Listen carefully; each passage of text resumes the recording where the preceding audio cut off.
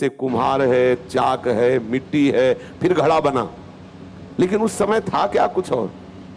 एकोहम बहुश्यामा शास्त्र कहता है, वो अपने आप से अपने आप का विस्तार कर लिया।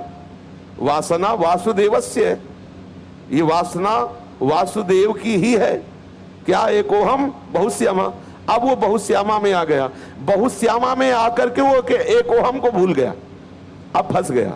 अब वो कामना करने लगा, ये स्त्री, ये वस्तु, समझना सूक्ष्मता का विषय। एकोहम बहुश्यामा रूप धारण किया, बहुश्यामा में आने पर एकोहम को भूल गया। एकोहम को भूलने के कारण वो भेद दृष्टि में कि ये स्त्री है, ये पुरुष है, ये वस्तु है, ये दुखद है, ये सुखद है, ये स्तुति परक है, ये निंदा परक है, ये उत्तम है, ये नीच है, ये दुरात्मा है, ये महात्मा है। किसने जाल बुना? आपने ही तो बुना। लौटो, आप ही लौटो। क्या लौटो? एक ही है। आप देख, तभी कहा वासुदेवा स्वरमित स महात्मा सुदुर्लभा। हम इस बात को बैठा ले, हम अपने द्वारा बंधे हैं। हमारे बंधन का कारण इच्छा कामना वासना है। काम कामना वासना मनते करियति दूर, इनको निवारण करो।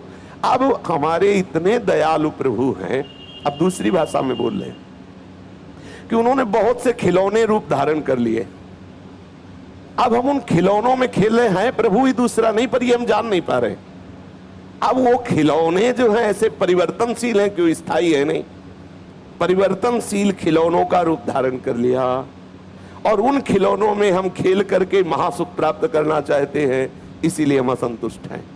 यदि हम उन खिलौनों से खेलना छोड़ दें और अपनी माँ को पुकारने लगे रो रो के, तो वो हमें वो अमृतमय ज्ञान दुग्ध, अमृतमय प्रेममय भक्ति का दुग्ध पान कराएगा और हमें आनंद आ जाएगा। हमें पता चल जाएगा कि हम बहुत गलती कर रहे थे जो खिलौनों में खेल रहे थे।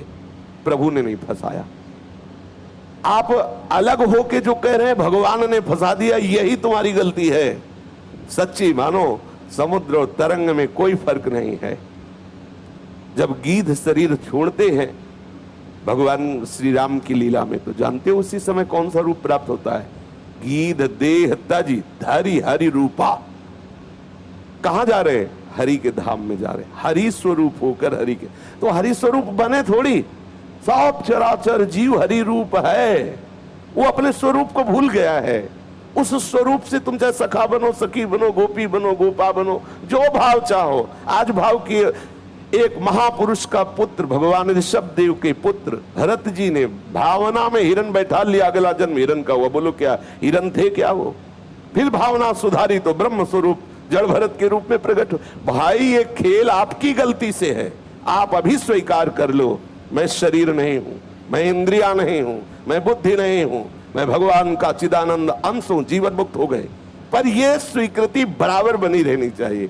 भगवान ने नहीं फंसाया, क्योंकि कोई और हो तो फंसाए, वो अपने आप में फंस गया है अपने आप। गीता में इसलिए भगवान कहते आप अपने द्वारा अपना उद्धार कर लीजिए। रात से समझिए, आप पकड़े हो छोड़ दीजिए, आपको कोई नहीं पकड़े। यद्यपि मृषा छूटति कठिनाई,